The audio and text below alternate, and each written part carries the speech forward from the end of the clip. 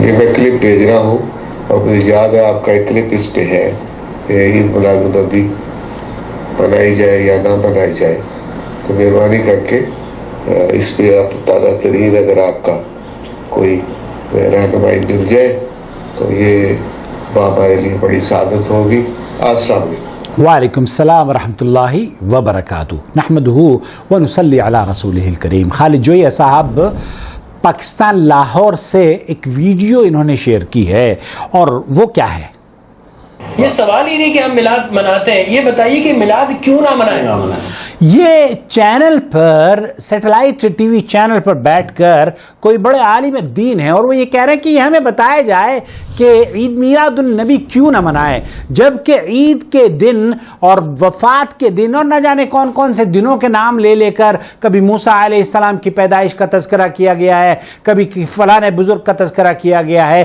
تو اس طریقے سے اس کو بتایا جا رہا ہے اور ہم سے پوچھا جا رہا ہے کہ جناب عید میلاد النبی کیوں نہ منائیں۔ اس سلسلے میں تفصیل آپ یہاں دیکھ سکتے ہیں کہ عید میلاد النبی ہم کیوں نہیں مناتے۔ سعودی عرب کے مشائخ، سعودی عرب کے حکمران عید میلاد النبی کیوں نہیں مناتے، یہاں آپ کو لنک میں نے دے دیا ہے۔ البتہ اختصار سے میں یہ عرض کروں گا خالد صاحب کہ سعودی عرب اور اہل حدیث علماء اور مشائخ یا صحیح العقیدہ علماء اس دن اس لیے خوشی کا اہتمام نہیں کرتے، کیوں؟ کیونکہ نبی کریم صلی اللہ علیہ وسلم کی حیات طیبہ میں یہ دن 63 بار آیا، کم از کم 63 بار میں سے ایک بار بھی یہ صاحب اور ان کے فالوورز مل کر اگر عمر نوح بھی لے کر آئیں گے تو یہ ثابت نہیں کر پائیں گے کہ نبی کریم صلی اللہ علیہ وسلم نے اس دن کوئی اہتمام کیا ہو۔ اس دن کیا اہتمام کیا؟ اللہ کے رسول صلی اللہ علیہ وسلم روزہ رکھا کرتے تھے پیر کے دن، اور پوچھا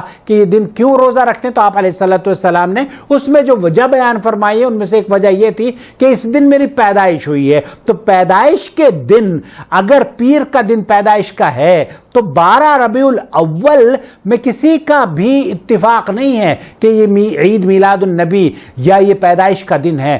اس میں اس کا سب کا اتفاق ہے کہ پیر کا دن آپ علیہ السلام کے ولادت کا دن ہے۔ اب نبی کریم صلی اللہ علیہ وسلم تو اپنی ولادت کے دن روزہ رکھیں، اور یہ حلوہ مانڈے والے مولوی حضرات عید میلاد النبی کے نام پر جشن منائیں۔ تو آپ کو جو جشن نہیں منانا چاہیے وہ اس لیے نہیں منانا چاہیے، کیوں؟ کیونکہ ابو بکر رضی اللہ تعالیٰ عنہ نے نہیں منایا۔ سب سے زیادہ محبت مجھے نبی کریم صلی اللہ علیہ وسلم کو ہے، ان صاحب کو ہے نبی کریم صلی اللہ علیہ وسلم سے، یا ابو بکر کو ہے۔ اگر آپ یہ کہتے ہیں کہ یہ صاحب بہت بڑے عاشق رسول ہیں اور ابو بکر سے زیادہ حب رسول ان کے اندر پایا جاتا ہے تو آپ غلط ہیں۔ ابو بکر سب سے افضل امتی ہیں، اور ابو بکر کے اندر حب رسول کا وہ درجہ ہے، اور اس کے بعد عمر اور عثمان اور علی اور صحابیات کا، ام عائشہ رضی اللہ تعالی عنہا، ایک بھی دن آپ علیہ السلام نے اس دن نہ خود منایا اور نہ ابو بکر نے منایا، اور نہ ہی آپ کی زوجہ محترمہ ہماری والدہ ماجدہ ام عائشہ رضی اللہ تعالی عنہا نے منایا، بلکہ اس کے بعد ابو بکر کے بعد، عمر کے بعد، عثمان کے بعد یہ چاروں خلیفہ ہیں، چاروں ائمہ نے بھی نہیں منایا۔ یار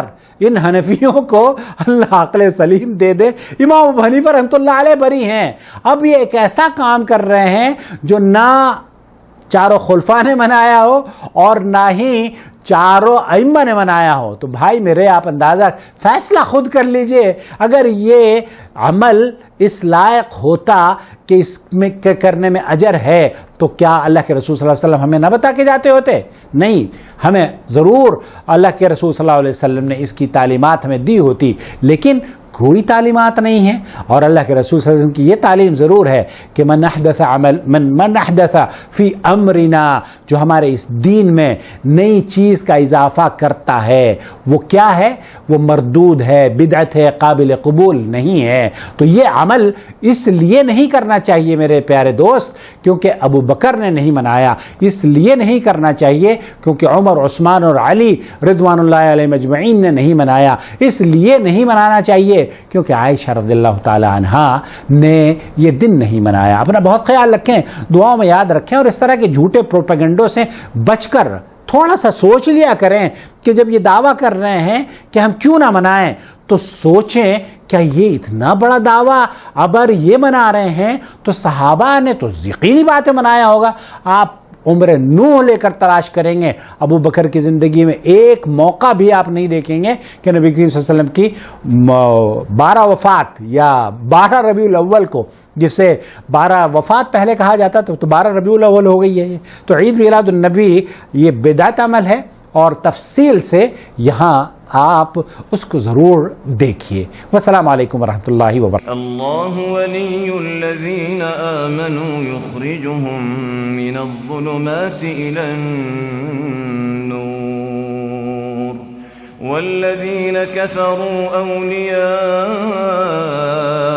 الطاغوت یخرجونهم من النور إلى الظلمات أولئك أصحاب النار هم فيها خالدون.